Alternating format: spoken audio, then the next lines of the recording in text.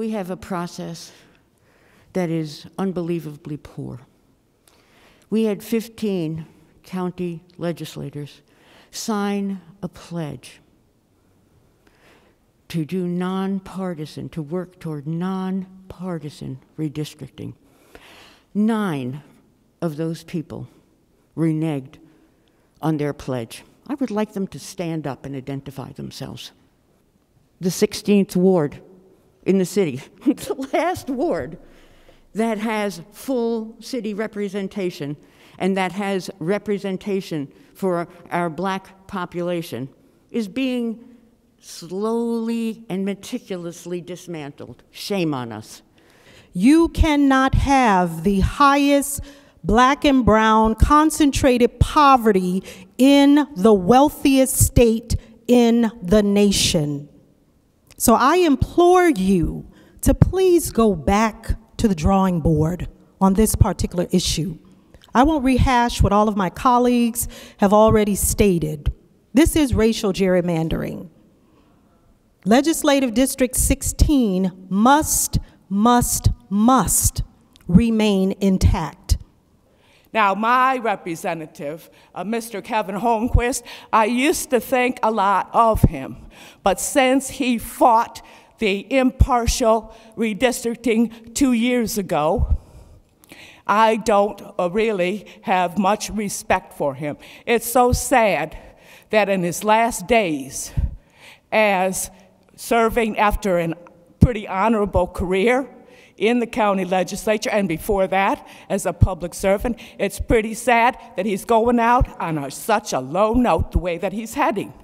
Now, he told me,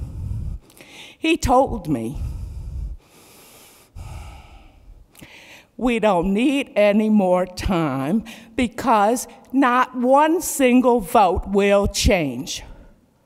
I asked him, but I didn't get an answer. What vote are you talking about? Are you talking about the vote on November 12th, where it was 9-8? Is that what you're talking about? Who are the A's and Nays? I hope, and I'm not going to beg.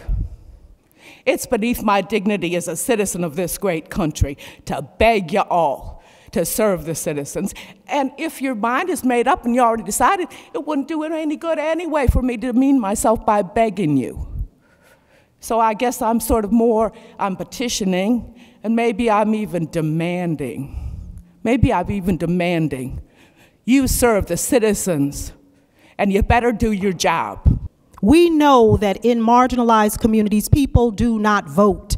And oftentimes they do not vote because they do not believe in the power of the vote. And they have not, or they have rather historically been excluded from the vote. You are the representation, you are statesmen in a state that is well positioned, well qualified, well endowed. I ask you that at this moment, as we are in the face of the pandemic, that you do what is right for your fellow man, not based upon partisan lines.